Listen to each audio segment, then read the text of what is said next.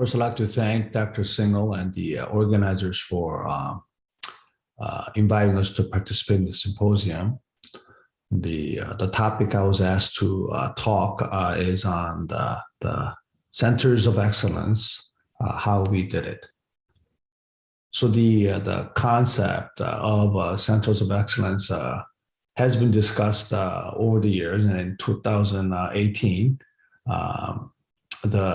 this program was initiated with the mission to provide a geographically diverse network of multidisciplinary clinical care and service centers for individuals and families affected by lymphatic diseases.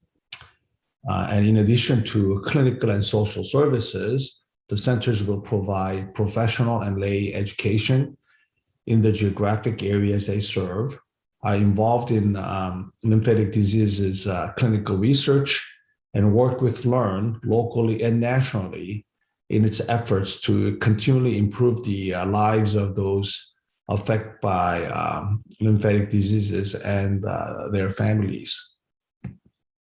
And these are three objectives of the Center of Excellence concept: to design an international standard for best practice multidisciplinary care in the management of lymphedema and providing services for families with lymphedema or lymphatic diseases; to select and support institutions that excel with regard to knowledge and experience in lymphatic diseases, education of lymphatic diseases in their local community, establishment of a multidisciplinary care team for LD and involvement with LD clinical research. And finally, to directly support LE&RN in accomplishing its mission by developing and maintaining relationships throughout the LE&RN local, regional, and national community, including within the Center of Excellence network.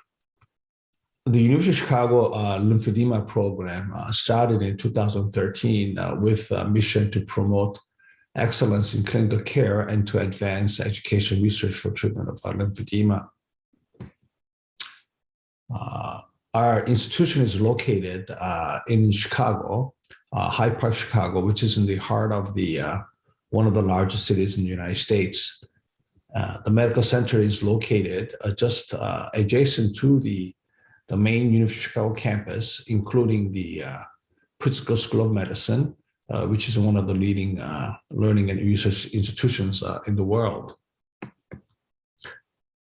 We serve general population, both adults and children from the Chicago areas, as well as regions just outside of Chicago, including Northern Illinois, Northern Indiana, Western Michigan, Southern Wisconsin, and the South Side inner city of Chicago.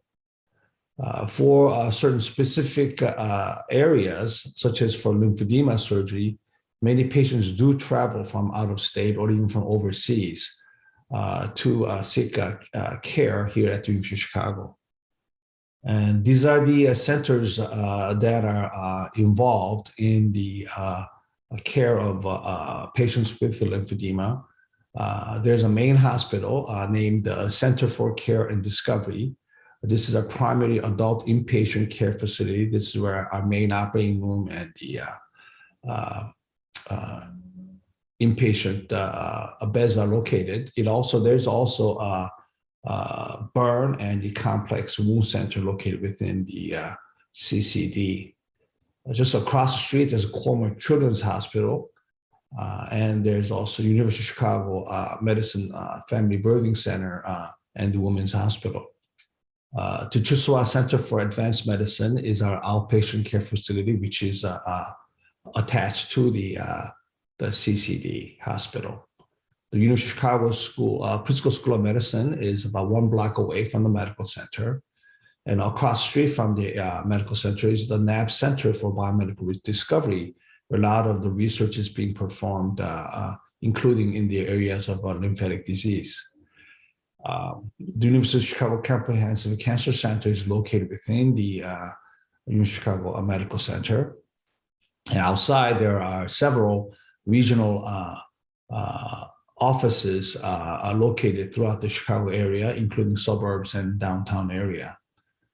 Angles Hospital, which is also part of Chicago, about 20 minutes away from the main campus, there is a comprehensive wound center, including hyperbaric oxygen chambers.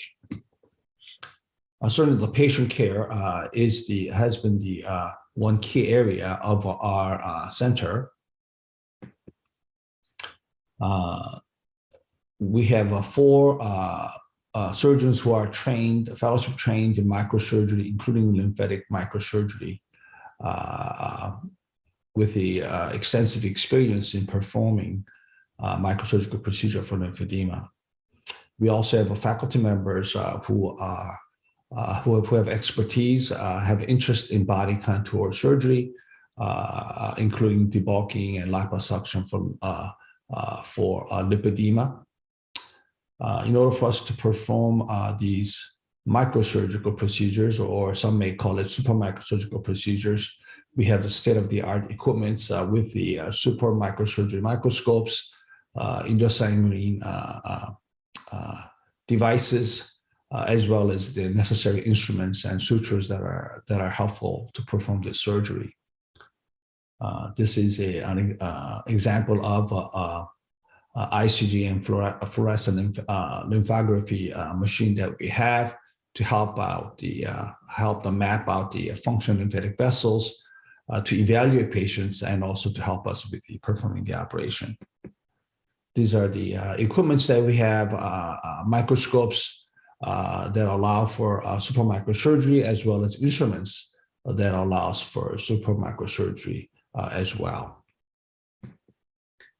And having these equipments and also staff who are very familiar with what we do, we are able to perform super microsurgery, such as lymphovenous bypass surgery you see here, on a fairly regular basis.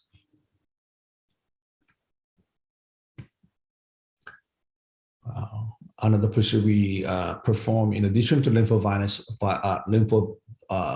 bypass is lymph node transplant. This is an example of a lymph node transplant from the supraclavicular region.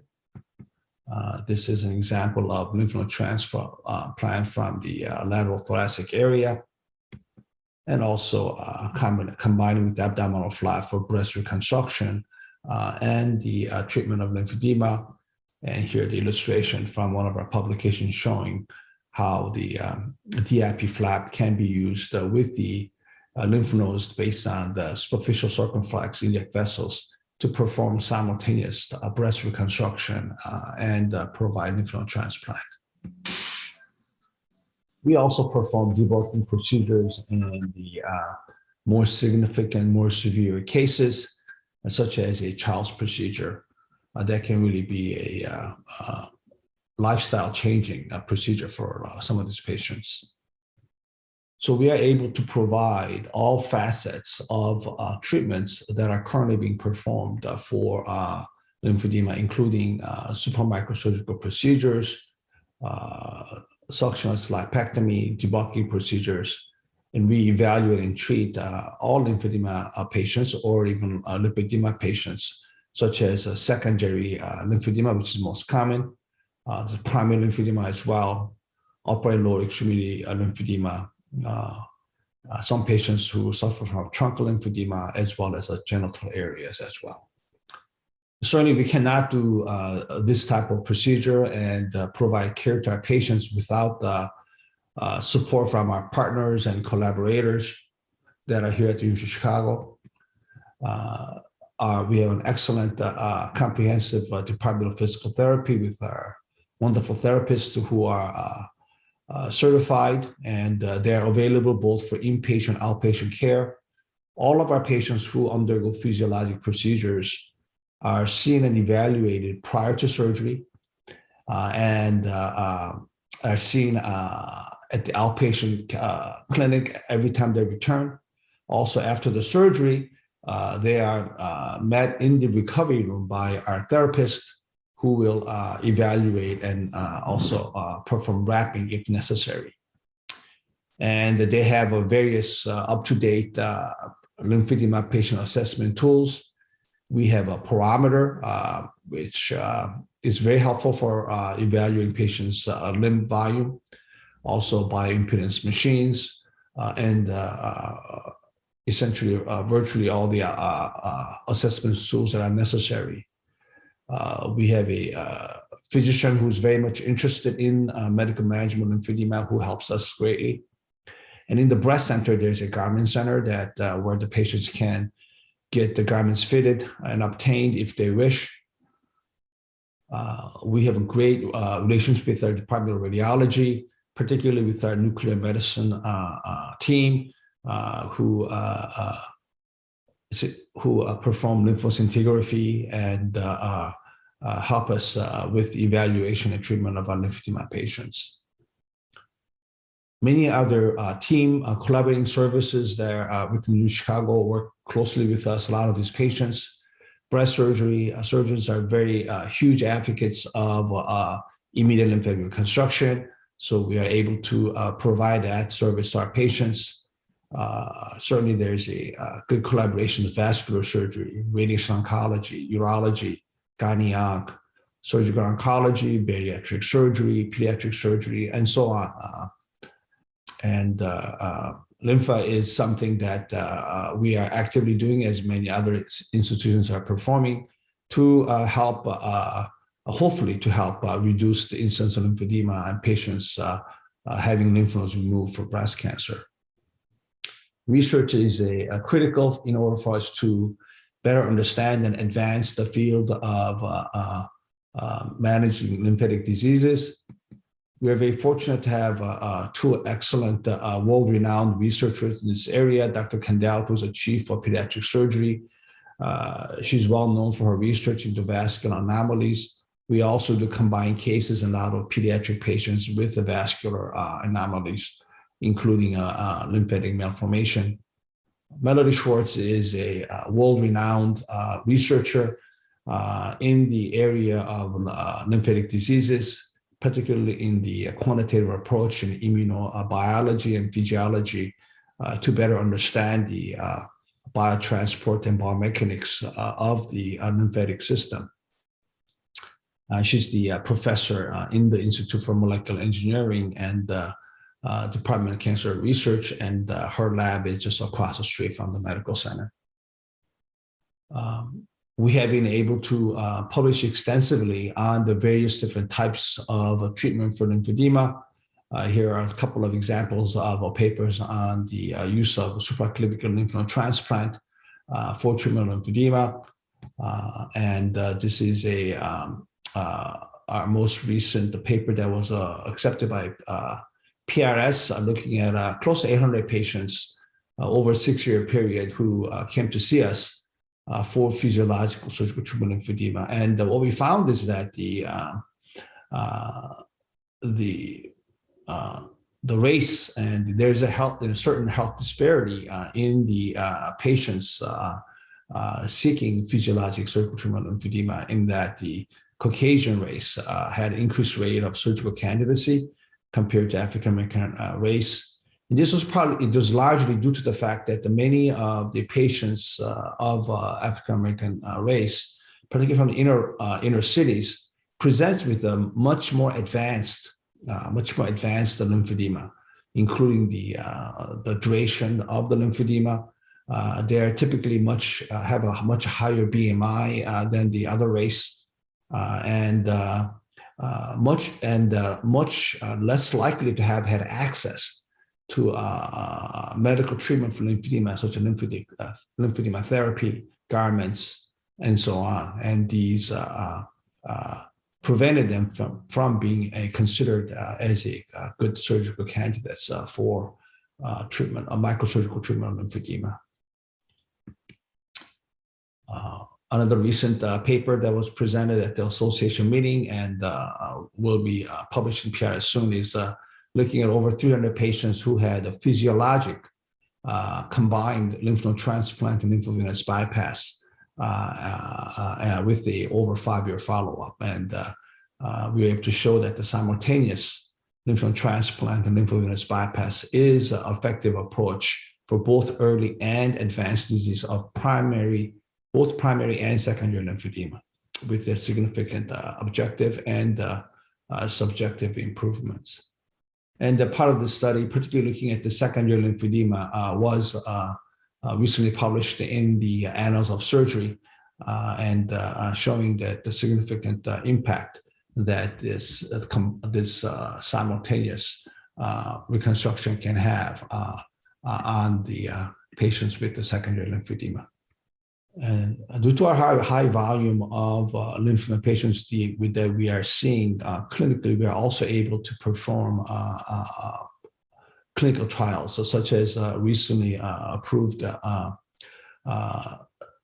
NCI clinical trial looking at the prospective evaluation of BioBridge, which is a collagen matrix scaffold as an adjunct to a lymph node transplant for upper extreme lymphedema, particularly in patients with the breast cancer. And we are currently, this is an ongoing study that we have initiated earlier this year. Education is certainly very important. Education of physicians, public, as lymphedema is very poorly understood. It's not something that is heavily taught in a medical school. So even a lot of physicians don't understand what lymphedema is or other lymphatic diseases are. And so I think as a center of excellence, it is paramount that we are involved in educating healthcare providers as well as the public. With that in mind, we have been organizing annual Chicago Lymphedema Symposium since 2014, and the 3 World Lymphedema Symposium. And most of these meetings have been a close partnership with the LE&RN, and we have a close relationship with both local and national LE&RN community. And we are very grateful for this partnership. So this was the first Chicago Breast Lymphedema Symposium that we organized. When I came to Chicago in 2013, they had already started doing Chicago Breast Symposium. So we dovetailed and combined lymphedema with the breast for this combined symposium.